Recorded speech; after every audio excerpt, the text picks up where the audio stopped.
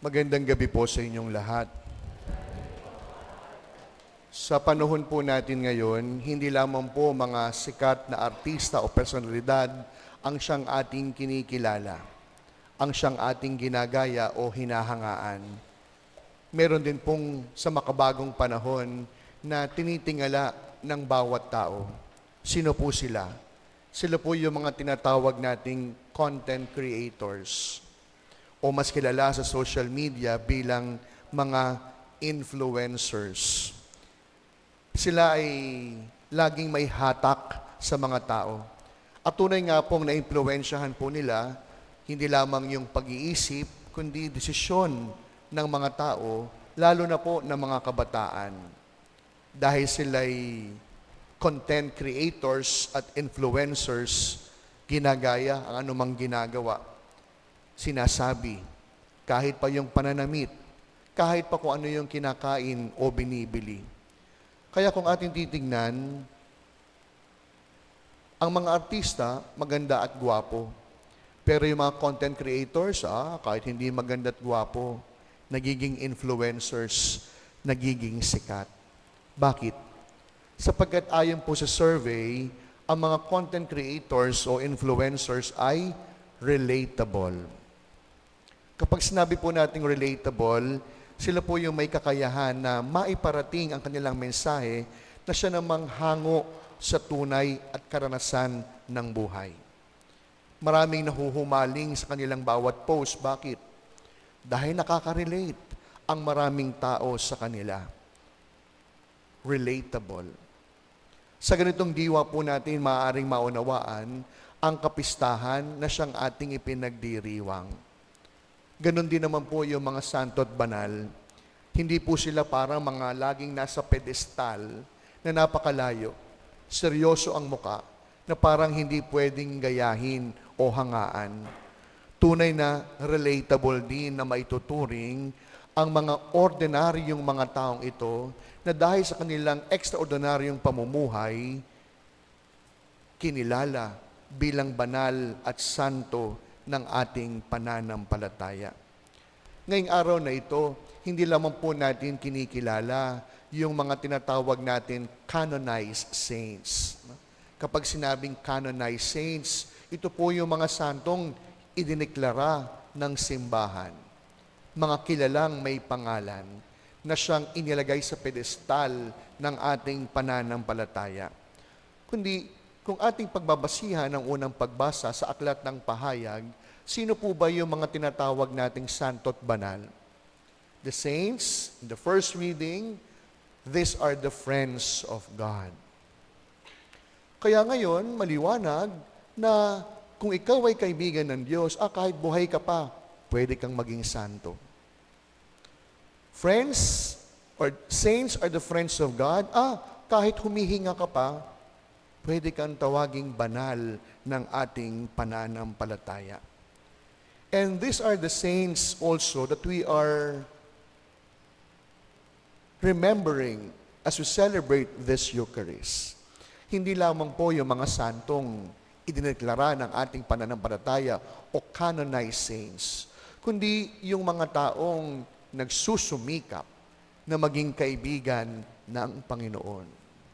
Dahil ang maging santo, kagaya ng mga influencers, relatable din naman. Kung atin lamang pag-aaralan at isasabuhay ang kanilang piniling pamumuhay. Kaya ngayon ang tanong, how it is to become a friend of the Lord? Paano po ba maging kaibigan ng Diyos?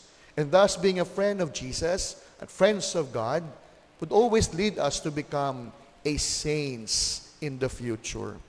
4 na pamamaraan, mga minamahal kong mga kapatid, upang tayo rin ay maging santo at banal ng ating pananampalataya sa ating sariling pamamaraan. Una, ang mga santo po, nagniningning.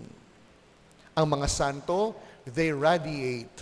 Kumbaga, may liwanag ang buhay ng bawat santo at banal. And why do they radiate? They radiate the light of God in their lives. Minsan daw po may nagtanong na bata, who is a saint? Hindi po maipaliwanag ng nanay niya kung ano bang ibig sabihin ng santo, kahit sila nagtungo sa simbahan. Sabi nung nanay, ang santo anak, yung kagaya ng stained glass, no? Wala tayong stained glass, no? Yung ating stained glass, tignan ninyo. Di ba? Yan yung mga nilalagay sa CR. stained glassan, no? Pero yung totoong stained glass, no, sa mga magandang simbahan, mas nakikita yung ganda kailan? Kapag tinatamaan ng sikat ng araw ang bawat design ng mga salamin na ito. And that is what a saint is all about.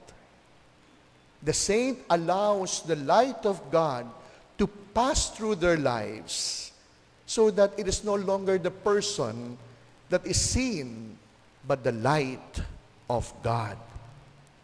Kaya nga hindi ba, sa ating buhay, pansinin ninyo, kapag meron po tayong nagawang mabuti, anong sinasabi ng kapwa? Ay, para kang anghel. Kapag meron po tayong sinikap na gawing tama, sasabihin, you are the Savior of my life. Who is a saint? Isang taong hinahayaang magliwanag sa kanyang buhay ang Diyos. May liwanag ang buhay sapagkat ang Diyos ang siyang pinagmumulan ng liwanag. They radiate. Pangalawa, ang mga santo hindi lamang nagniningning o nagliliwanag. Ang mga santo, they exemplify. Hindi ko pinili yung salitang exemplary. Bakit? Sapagkat kapag sinabing exemplary, walang bahid dungis. Walang bahid kasalanan. But rather, saints are exemplified. Sa Tagalog, huwaran, ehemplo, modelo. Kung ating titignan at babalikan ang buhay ng mga santo, hindi po sila perpekto. Pero sa kabila ng katotohanan ito, nagsikap na maging mabuting halimbawa. Kaya nga po, alam nyo, yung mga santo, natuto tayo sa kanila, hindi lamang sa kanilang mabuting halimbawa, kundi natututo rin tayo sa kanilang mga maling desisyon sa buhay. At mas madalas sa ating buhay, tignan po ninyo, natututo po tayo sa ating sariling pagkakamali. At dahil natuto ang mga santo, bumabangon, nagbabago. Isa-isahin natin. Si St. Ignatius of Loyola. Alam niyo, nagsimula po siya bilang isang napakayabang na sundalo. Sapagkat ang kanyang tanging ibig, maging sikat sa bawat laban na kanyang kakaharapin. It was only then that he found out that through fighting being a soldier, he would eventually become a soldier for Christ. Kailan po nangyari yon? Nang dahil sa kayabangan ni San Ignacio, natamaan ng kanyon ang kanyang paa. Nagsilbing dahilan upang siya ay ma-ospital ng 1 buwan. At habang walang ginagawa sa ospital, ang sabi niya, bored na ako. Meron ba ka bang pwedeng basahin dyan? Humingi siya sa kanyang nurse. At salamat sa Diyos na binigay ng kanyang nurse, it is a book of the lives of the saints. And the rest was history. Ang dating mayabang na sundalo, dahil piniling magbangon at bumangon, naging sundalo para kay Kristo. Lalayo pa ba tayo? Si San Agustin, he lived a life of perdition. May kabit, manginginom, mukhang natuto sa kanyang tatay na si Patricio.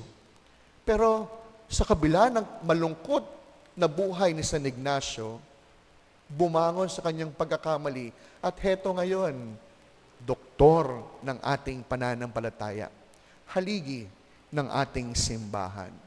Kaya nga po, mga minamahal ko po mga parishioner, no? Natuwa ako nung isang araw sa post, no? I don't normally read post. Pero tagang napaisip ako dun sa isang post na nakita ko sa Facebook. Tabi-tabi po, no? Normally kami mga pare, kapag mag-homily kami, laging sasabihin ng mga tao, si Father, pintatamaan ako. Hindi naman access ang pangalan ninyo. Nasaan yung iikot ang mundo? Pero ang ganda po nung kanyang post, sabi niya, marami daw tao na siya sabi, sa simbahan, masasama ugali ng mga tao dyan. Sa simbahan, yung mga nagsisimba, ang sasama na ugali. Kaya hindi na ako magsisimba. Pero sabi nung post, totoo naman. Pero nakalimutan tignan na sa kabila ng kahinaan, nagpupumilit magbago. Totoo naman po, ako na po magsasabi sa inyo bilang inyong kura paroko, hindi ho lahat ng nasa simbahan natin santo. Pero alam niyo, saksi din po ako sa maraming pagkakataon na maraming kahinaang taglay ang mga taong kasamahan ko, pero ako'y natututo sa kanilang bawat pagsaksi sa kanilang buhay araw-araw. Kaya kapag sinasabi ninyo, ayoko na magsimba sa penya, masasama ang mga tao dyan. May espasyo pa para sa'yo. At iniisip ko, mabuti na lang tong taong ito nasa simbahan. Kasi kung wala siya sa simbahan, baka mas matindi ang kanyang pwedeng gawin. Nahuhulog na yung payong. They exemplify. Natuto tayo sa buhay ng mga santo, hindi lamang sa kanilang mabuting halimbawa, kundi natuto rin tayo sa kanilang bawat pagkakamali. At yung po yung pinagkaiba ng mga santo at banal. Bumangon at nagdesisyon, babaguhin ko ang aking buhay. Pangatlo, saints are also alive. Maraming pagkakataon, no? Itong araw na ito, All Saints Day, pero kung titignan natin, kakaunti, o hindi ganun kadami nagsimba. Bakit? Nagpunta na sa sementeryo. Samantalang araw na ito, All Saints Day. All Saints Day. Pumunta sa lugar ng mga patay. Ang mga santo, buhay na buhay. They are alive. And unfortunately, we always associate this day with the dead. Kaya nga po siguro nasanay tayo ngayon na ang lahat dumadalo sa sementeryo sa araw na ito sa halip na magsimba.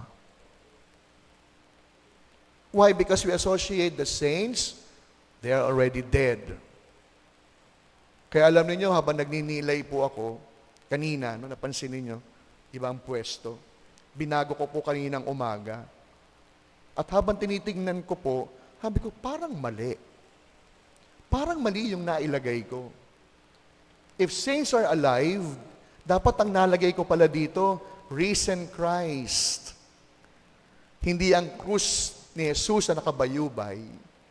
Sapagkat kay Jesus, laging buhay. Hindi ba sabi ni Jesus sa mabuting kasulatan, I come to give them life.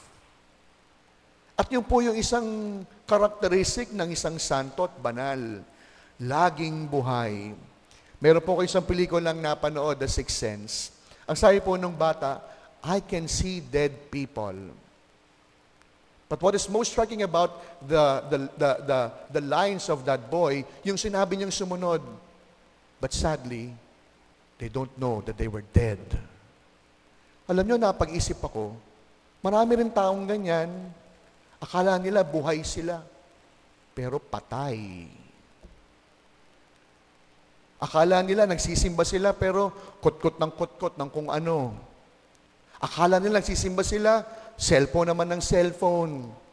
Akala nila nagsisimba sila, ikot naman ng ikot yung mata. At yun po yung nakakatakot doon, they thought they were alive, but they were dead.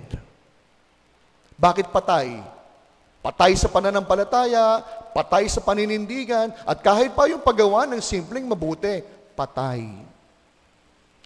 Kaya alam po ninyo, ang ganda nung pagkakalarawan. Hindi po sa akin galing to, no? Hinango ko lamang. Tama nga naman, ang isang taong buhay, nagniningning. Kaya nga yung mga patay, maputla. Kaya yung mga patay, walang buhay. Because they were dead. At pang-apat, no, ang mga santo at banal, they laugh. They know how to enjoy. Isa po ngayon sa mga buhay na binabasa ko ay ang buhay ni Blessed Carlo Acutis. Isang teenager na malapit ang hirangin bilang santo na kilala sa kanyang pagiging tech-savvy. Alam niyo, nung binabasa ko po yung buhay po ni Carlo Acutis, isang typical na batang teenager. mahiling mag-Ragnarok, mahiling mag-ML. Sa katunayan, magaling siya sa computer. Pero ang nakatutuwa sa batang ito, ginamit niya yung kanyang talino, hilig at passion, hindi sa panonood ng kung ano-ano. Hindi sa pag-Facebook ng walang kapararakan. Ginamit yung kanyang talino sa internet upang gumawa ng isang website upang i-promote ang devotion sa Eucharist. At lagi niyang sinasabi, the Eucharist is my highway to heaven. Kaya kung titignan po ninyo yung relics ni Blessed Carlo Acutis, naka-backpack, naka-sneakers, naka-maong, na parang gusto sabihin ni Carlo Acutis, pwede maging banal kahit cool. At ang pagiging santo, chill lang.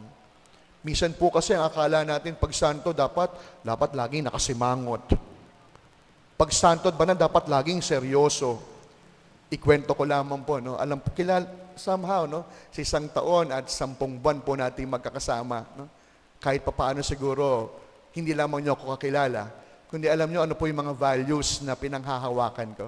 Pero alam niyo, minsan natuwa ako, may isang lola. Sabi sa akin ng lola, Father, pag naman tatawa ka, wag lahat ng ngipin kita. Sabi po ng lola sa akin yan. Sabi ko, bakit naman po?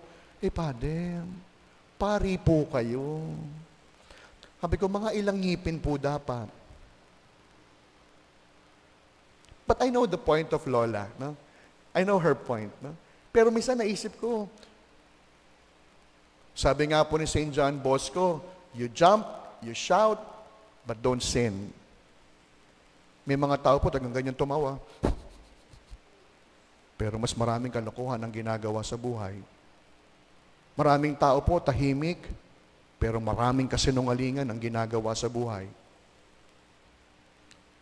Kaya ang mga santo, hindi lamang mga seryoso ang mga muka na parang napakalayo na hindi mahawakan. No. Since saints are alive, they know how to enjoy. They know how to laugh. Kaya sa pagpapatuloy po ng ating pagdiriwang, ang araw na ito, marahil oo, para sa mga canonized na santo at banal ng ating simbahan. Pero ang araw na ito, pwede rin maging araw para sa ating lahat.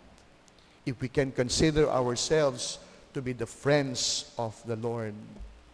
And when we are friends of the Lord, we radiate. May liwanag ang buhay. Sapagkat si Jesus ang liwanag na pinagmumulan nito.